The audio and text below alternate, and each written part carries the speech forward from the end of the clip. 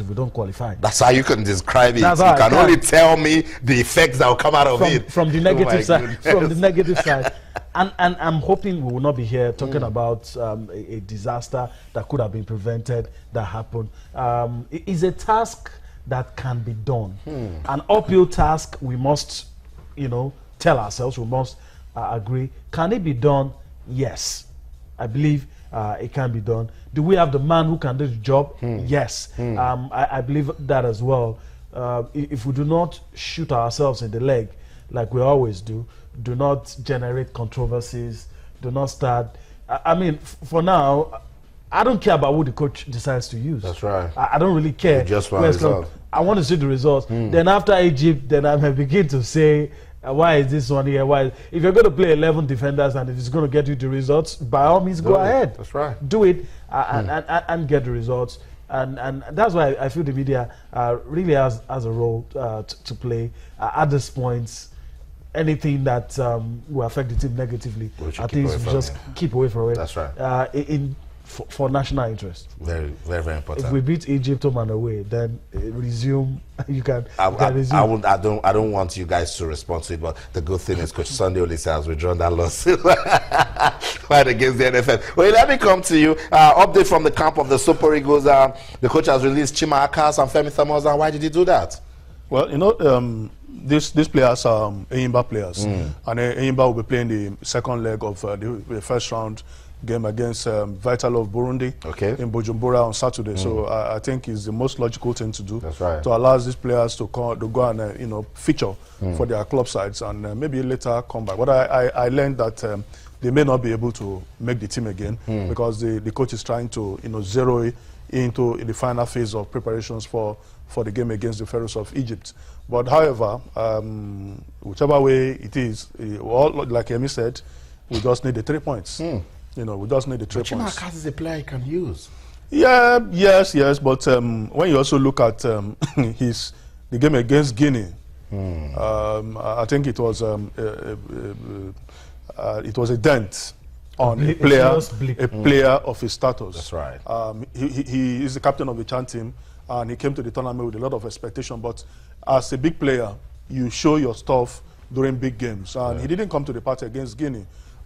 So he needs a lot, to prove to the coaches. But Enyimba is taking him to the CAF Champions League, and they are going to miss 4 or 5 days of training with the homeland. So I really don't see how he's going to make the team, because I gathered authoritatively that they were asked to either choose the national team or go with the club sides, and they are likely not going to make that game. Okay, that's okay. I'll get you talking again on here. Last night, Emeka Uzogo, former Super Eagles player, he was seated right there. He says we can beat Egypt home and away, but he says we need to be running from start to finish. You think this team can do that?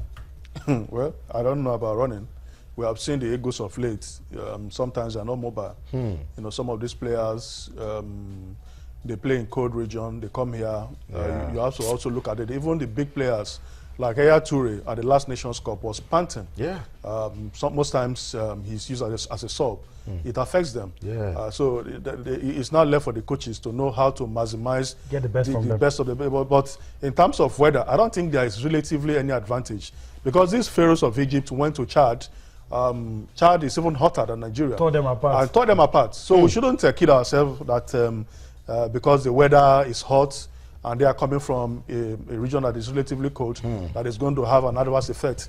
What we need to do is to prepare our players very well, mentally, psychologically, and let the players know that they have to give in their best to beat Egypt. You are not going to go there and think it's going to be easy for you to get 3 points. They have to fight for the results. So leave aside weather, pitch, or whatever. These guys have played on worse pitches on the African continent, and they have secured the results. So mentally, they too are focused. So the players need, they have to do what they're going to do to get the 3 points. But in terms of running, I don't see these players. Mikel is not going to run for 90 minutes. He's going to probably play and take a breather.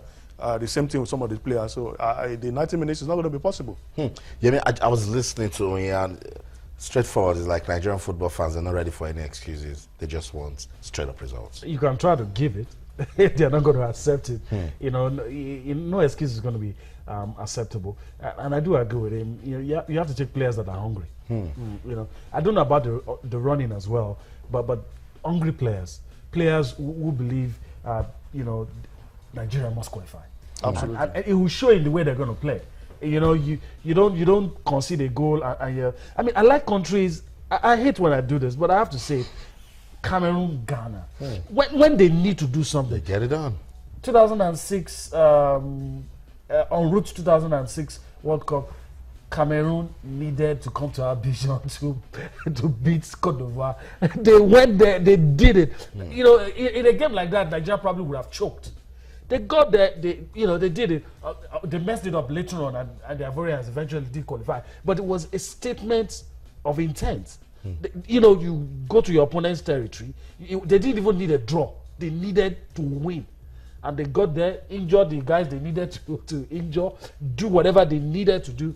And that's it. At this point, nobody's asking you to show us finesse. That's right. No. That's right. Just be hungry. Make life difficult for your opponents. Kick wherever you have to kick.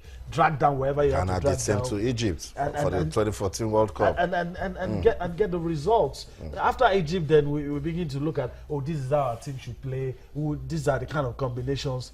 But right now, it's all about results. And if you're going to bring 20 players and you have just 5 days to know which one of them, you know, and that's why the emphasis will be on the home lads. Because he doesn't really have time. And if you invite those 20 foreign-based players, you can't send them back. That's I right. mean, you're paying a lot of money to bring them in the first place. And whether you like it or not, some of them will sit down on the bench. Yeah. And that is why it's crucial what it does with the home lads, the ones that are hungry, the ones that will not shy away from a tackle, the ones that will not tell him, I don't want to injure my leg, I'm not going to play on this kind of pitch, I'm not this kind of funny excuses that we've heard in the past, you know. For me, I want to see the home-based players that will be retained. From there, I can begin to get a picture of what's going to happen. You know, because at least we know, it's good that we know most of them.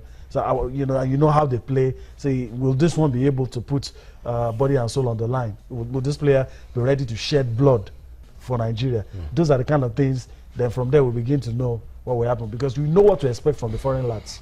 So that's the update. We'll wait some more if we can get some connection with the camp of the Super Eagles right there in Abuja, so we can get you more updates coming as regards preparations for that game against Egypt. It's not just the Super Eagles that are getting ready. The national under-23 team, they're also getting ready for the 2016 Olympics. Remember they have qualified for that one. Coach Samson Siasia was actually steering that ship before he was called to take over when Coach Sunday Olise resigned. Well, updates from that one says Dele Alampasi, remember him, that goalkeeper from the under-17 winning team, is going to be missing out of the friendly against Brazil. Yeah, he had to undergo surgery on an appendicitis problem.